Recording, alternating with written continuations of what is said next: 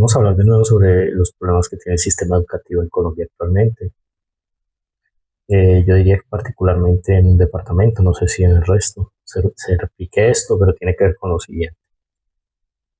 Resulta que tenemos el nivel administrativo a nivel nacional, el Ministerio de Educación Nacional, tenemos el nivel de las Secretarías de Educación, sean departamentales o municipales, a nivel de colegios, pues, de instituciones educativas públicas estoy hablando. Y a nivel de eso, pues obviamente tenemos las administraciones, quienes administran el sistema. Y parte de eso también están en aquellos que ejecutan el proceso educativo. Pero no es solo eso, también es un asunto de recursos financieros, recursos físicos, de recursos pedagógicos y educativos. Y entonces tenemos que hablar de los grandes problemas. Primero, voy a referirme a la parte política, administrativa. El gobierno siempre ha sido como un botín que hay que saquear. Esto ya lo dijo Gilberto Tobón, y creo y estoy más convencido de esa teoría. Como es un botín que hay que saquear, muchas de las personas que suben por mirar cómo roban. ¿Cómo se roba? A través de contratos de obras, a través de contratos de personas. Es la forma de robar. En intermediaciones. Es complejo porque mientras existen estos niveles de corrupción contractual, que ya está demostrado por condenas, pues las cosas no van a cambiar porque todo el que sube a hacer su ley. Por ejemplo, en los planes de desarrollo siempre llega un nuevo gobernador, un nuevo presidente y coge y desbarata lo que ya venía funcionando inclusive y lo cambia y nombra a los que quiere tener ahí. Y ya está, entonces no hay continuidad en procesos.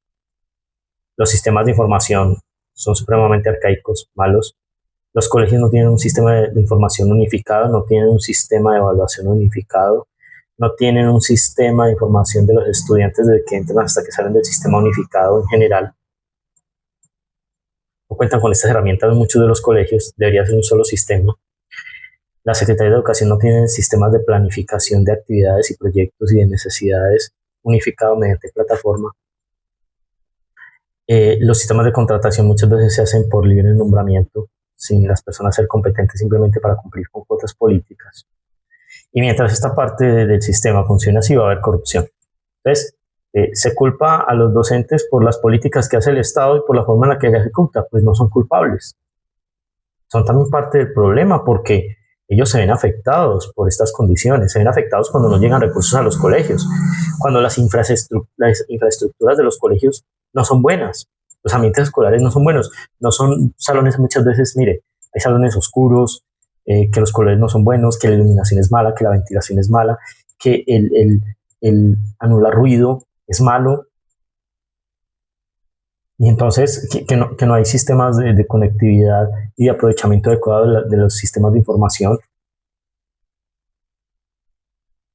Que la misma estructura de las mallas que está planteada por el gobierno no permite que haya flexibilidad en el sentido de que se pueda trabajar por proyectos, por intereses, pero esto no tiene que ver con los colegios directamente. Tiene que ver con la estructura legal del Estado. Que sí, que el profesor, sí, pero es que no es culpa de los profesores directamente. El sistema ha sido diseñado para que los que estén abajo se mantengan ahí. Sea que sea privado o sea que sea público. Por lo menos el público le ha garantizado a mucha gente por lo menos intentar salir de modelos de pobreza. Yo no sé si una concesión funcione mejor, yo diría que no, pensaría que no. El problema es la corrupción estatal. Entonces, se entregaron empresas del Estado en el pasado que producían plata para las personas, empresas públicas, todo se feriaron políticos de turno, se entregó el país a tratados de libre comercio que no los beneficiaban, destruyendo el campo. Se hacen políticas ideológicas para someter a las personas, a los planes de las grandes corporaciones, de las élites, hay eugenetistas, no sé cómo decirlo, perdón por equivocarme con esta palabra, pero pues hay un asunto muy complicado. Entonces hay quien pretende atacar a los profesores públicos, ¿no? Es una basura. Ahora, que hay gente en las esferas de poder luchando por sus conveniencias también, eso ha ocurrido en todas partes. Pero desconocer que el sistema educativo público ayuda a las personas es un error. Y fuera de eso, pues obviamente siempre hay una crítica sobre que la educación ha sido la misma, que es la educación de hace no sé cuántos años. Sí, claro. El problema es que la transición no va a ser en las formas mientras las políticas no cambien en escuelas, donde las personas vayan a aprender a socializar, donde las personas vayan y desarrollen proyectos. Tendría que ser una especie de escuela invertida, ¿sí? Donde los estudiantes vayan y estudien una parte en las casas y otras en las prácticas. Podría funcionar, no sé yo. Pero lo que va a pasar es que tampoco estamos yendo al ritmo del desarrollo de la inteligencia artificial, que podría llegar a reemplazar los puestos de trabajo de los docentes, nos guste o no, porque hay mucha gente que se está educando virtualmente. El problema aquí es pensar que eso no va a pasar, es creer que eso no va a pasar. Ahora, la parte práctica, obviamente tendrían que ir las personas, depende de lo que estudien, a hacer prácticas en los colegios, podrían hacerlo. Y eso va a cambiar si el ser humano no se pone las pilas, si los docentes no se ponen las pilas. ¿Cómo cambiar la escuela? Son muchos problemas. Mientras tecnológicamente tengamos atrasos, pues obviamente van a haber barreras para el desarrollo de competencias. También hay posibilidades, pero en el contexto donde vivimos, donde hay un atraso tecnológico, pues no se puede pensar que eso va a ser fácil. Además, pues obviamente sí hay oportunidades en el campo, en muchas áreas, en cuidado del agua, en obtención de agua por medios diferentes, en reciclaje, en cultivos sin agroquímicos, en alimentación saludable, en cuidado del medio ambiente y el paisaje, en prácticas responsables de lo que sea que se haga. Pero, pero hay limitaciones. No puede ser que los docentes pasen horas y horas haciendo procesos administrativos o cosas que no les son inherentes a sus competencias, como los programas de prevención de riesgos, educación sexual y otra cantidad de cosas que no deberían estar haciendo. Y aún así pretenden hacer que esto caiga sobre los docentes. No es así. El sistema no va a mejorar. Posiblemente mute a un sistema híbrido o a un sistema donde gran parte de la población se eduque a través de Internet, porque hasta le resultaría más barato a las élites hacer eso. Y no estoy diciendo que eso sea bueno, lo que estoy diciendo es que eso puede llegar a pasar, aunque los docentes no crean.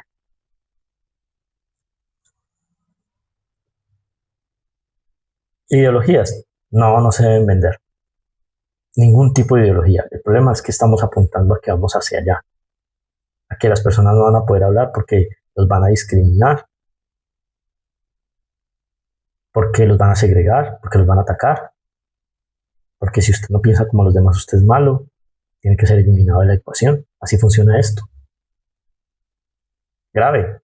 Entonces, el sistema educativo colombiano no lo veo por buen camino, porque ese no es el interés de las élites. El interés es que la gente no se eduque. Si aún así educándose tenemos un montón de salvajes, de gente inconsciente, que sí empeoraban la educación, las formas, los principios, que ya las personas merecen todo porque sí, que no tienen por qué ganarse las cosas, que el esfuerzo y la disciplina ya no se venden, que el respeto a los superiores o a las jerarquías ya no existe. No hay nada, estamos perdidos y está diseñado para que así sea. Es decir, los problemas son muchos, pero difícilmente se van a solucionar para que haya justicia, digámoslo así, justicia, para que haya equidad, no estoy diciendo igualdad, equidad, para que se aprenda a respetar el valor de la diferencia, para que se aprenda a valorar el que hace las cosas bien y se esfuerza, no para que se intente justificar siempre al que hace mal y hace daño, porque eso es lo que está haciendo esta sociedad, permitiendo la violencia, alimentándola. No va a funcionar. Y como mundo, como sociedad, como raza, como especie, estamos mal. Guerras, en todos los niveles de la sociedad, desde las clases más bajas hasta las más altas. Y respeto a la justicia, a la autoridad, y respeto a las normas. Gente haciendo daños, vendiendo drogas, traficando con armas, traficando con personas, traficando con órganos. Estamos jodidos, jodidos. traficando con información. Estamos muy mal. No sé cómo iba a cambiar esto, pero es un desafío importante, un tema importante. La educación puede generar cambios, sí, siempre y cuando las personas sigan o tengan una idea de algunos principios básicos, que la vida está primero, que el respeto a la diferencia y el admirar el diferente está bien, que lo primero es respetar el bien personal, a la persona y sus bienes, y que esas cosas no se pueden sobrepasar, que las personas pueden opinar libremente siempre y cuando no ataquen a otras. Pues digamos que siempre y cuando no ataquen a otras, no sabemos cuál es el límite de eso, porque cualquiera se puede sentir ofendido por cualquier cosa que otra persona diga o no hace. Entonces, pienso yo que es muy importante establecer unos mínimos, no tienen que ser tantos, y mirar hasta dónde se pueden establecer cuestiones medibles, cuantificables. Que la competencia es buena o mala, pues depende. De que usted se esfuerce no es malo, de que usted intente y lo haga mejor no es malo y que se le reconozca tampoco. Lo malo es que cuando usted compita, usted reconózcase, pero no tiene que intentar aplastar a los demás cuando sale adelante. Ese es el cuento. Ahora, que otro se siente aplastado porque a usted le fue bien, eso es otra cosa diferente. No tiene nada que ver con el mérito. En fin, muchos problemas educativos.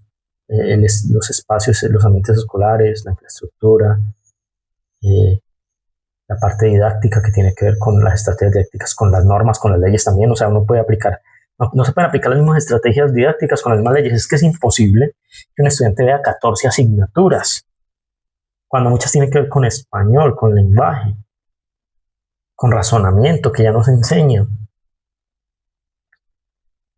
pensamiento hipotético deductivo, todas estas cosas.